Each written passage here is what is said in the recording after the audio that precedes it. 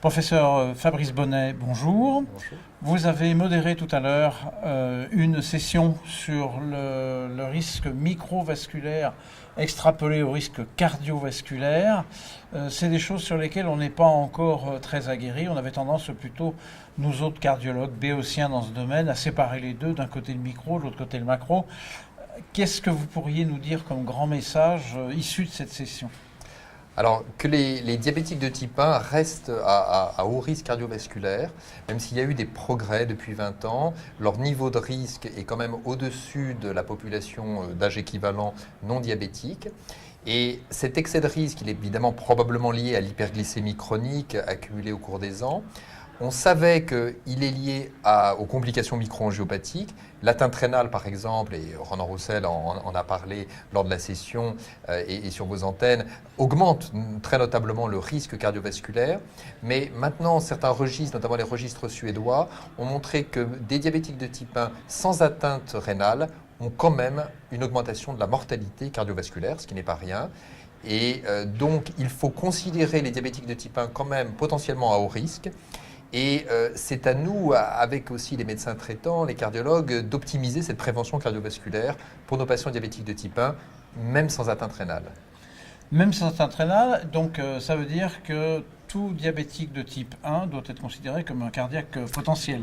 Alors, en puissance. En puissance, oui, avec quelques nuances, mais les dernières recommandations HAS sur les dyslipidémies l'an dernier nous met quand même une cible de LDL à moins de 0,7 g par litre pour un diabétique de type 1 de plus de 40 ans qui a un facteur de risque, ce qu'on peut avoir facilement. Parce que là, on a tout le poids aussi du temps qu'on n'a pas forcément dans les diabètes de type 2. Exactement, certains diabétiques de type 1 ont 40 ans, 50 ans de diabète derrière eux. Donc il y a ce poids de l'hyperglycémie, la durée du diabète est un facteur qui est associé au risque cardiovasculaire. Et une des questions qui a été posée dans la salle, c'est quelle place pour une statine ou un traitement hypolipémiant pour nos diabétiques de type 1 ? On oublie plus volontiers la statine chez le diabétique de type 1 par rapport aux diabétiques de type 2, alors que probablement ils en tireraient profit. Mais nous n'avons pas d'études spécifiques d'intervention avec une statine ou un autre hypolipémiant dans le diabète de type 1. Donc ce risque, quelque part inéluctable avec ou sans complications, il pourrait être moins inéluctable si on prenait les devants avec un traitement... Oui, une optimisation des facteurs de risque, qui est aussi le traitement de l'hypertension artérielle, de la dyslipidémie.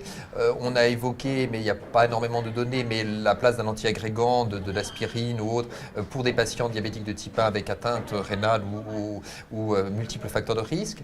Et donc le message, c'était n'oublions pas nos diabétiques de type 1. On pense beaucoup à la rétinopathie, à la néphropathie pour eux, mais parfois on oublie le cardiovasculaire parce qu'on pense qu'aux patients obèses diabétiques de type 2 qu'on voit à très haut risque cardiovasculaire.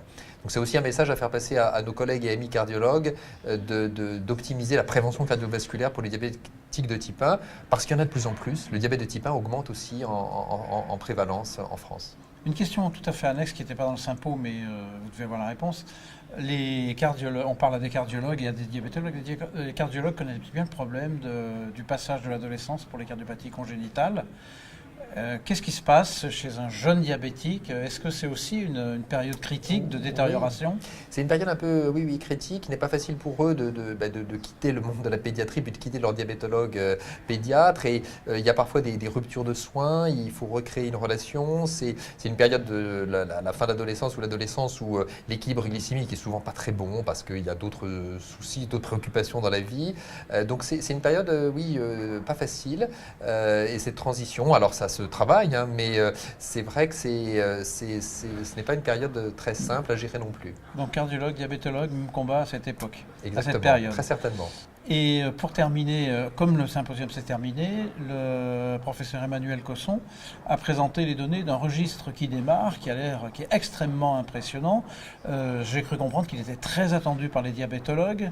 Qu'est-ce qu'on peut en dire ? Oui, c'est la création, même plus d'un registre, carrément d'une cohorte de diabétiques de type 1 en France, de 15 000, ils visent 15 000 patients qui seront suivis pendant de nombreuses années, au moins 9 ans, avec un bilan tous les 3 ans, avec des prises de sang, des questionnaires, pour accumuler le plus de données possibles épidémiologiques, parce que nous en manquons, pour justement, on pourra mieux déterminer les facteurs de risque, des complications à la fois micro et macro-angiopathiques dans le diabète de type 1 en France. Donc c'est un projet ambitieux qui est soutenu par notre société savante, on recherche aussi des sponsors, mais qui est bienvenu. Donc c'est un projet dont il faut parler, qu'il faut, tout à fait, il faut répéter qu'il existe, qu'il a va se besoin mettre en d'être place aidé. dans les prochains mois. Bon, j'espère qu'on y a contribué un tout petit peu. Merci. Merci beaucoup, professeur Bonnet. Merci.